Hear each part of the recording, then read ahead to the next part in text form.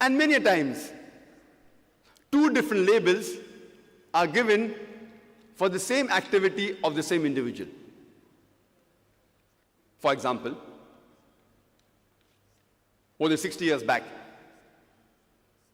when we were ruled by the Britishers, when they were controlling India, there were certain Indians who were fighting for their freedom. These group of Indians, by the British government, they were labeled as terrorists. But those same people, by the common Indians, we call them as patriots, as freedom fighters. Same individual, same activity, two different labels.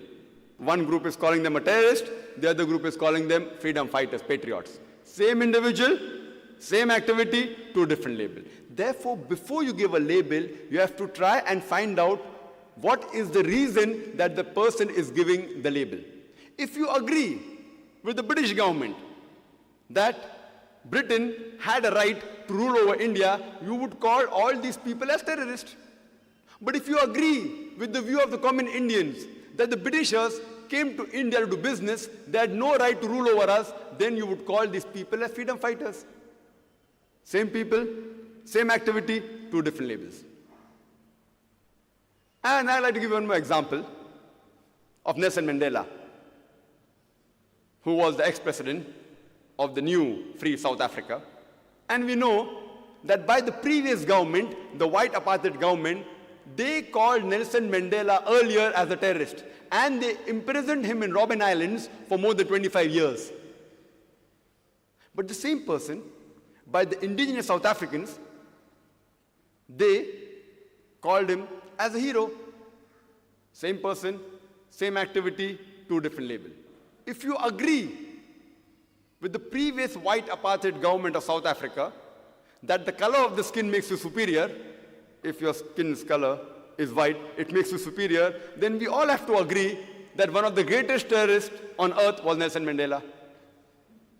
But if you agree with the view of the South Africans, the original inhabitants of South Africa, that the color of the skin does not make you superior, or same as is mentioned in the Quran, in Surah Hujurat, chapter 49, verse number 13, it says, Ya ayyuhan nasu inna khalaqnakum min zakarin wa unsa wa ja'alnakum shu'uban wa qaba'ila lita'arafu inna akramakum indallahi atqakum innallaha alimun kabir. O humankind, we have created you from a single pair of male and female, and have divided you into nations and tribes, so that you shall recognize each other, not that you shall despise each other. And the most honored in the sight of Almighty God is the person who has taqwa. The criteria for judgment in the sight of Almighty God is not color of the skin, it's not sex, it's not wealth, but it is taqwa, it is righteousness, it is piety, it is God consciousness. So if we agree with the view of the Quran, and as our beloved Prophet Muhammad said, he said in the farewell pilgrimage, in the Hajjatul Wada, he said that no Arab is superior to a non-Arab. Neither is a non-Arab superior to an Arab. No white man is superior to a black, neither is a black man superior to a white, except by virtue. So if you agree with the view of the Quran and the saying of the beloved Prophet Muhammad, you would not call Nelson Mandela a terrorist, but you would call a person who's fighting for his rights. Therefore, before any person gives any label to any individual for any of his act, we have to first analyze for what reason is he doing the act.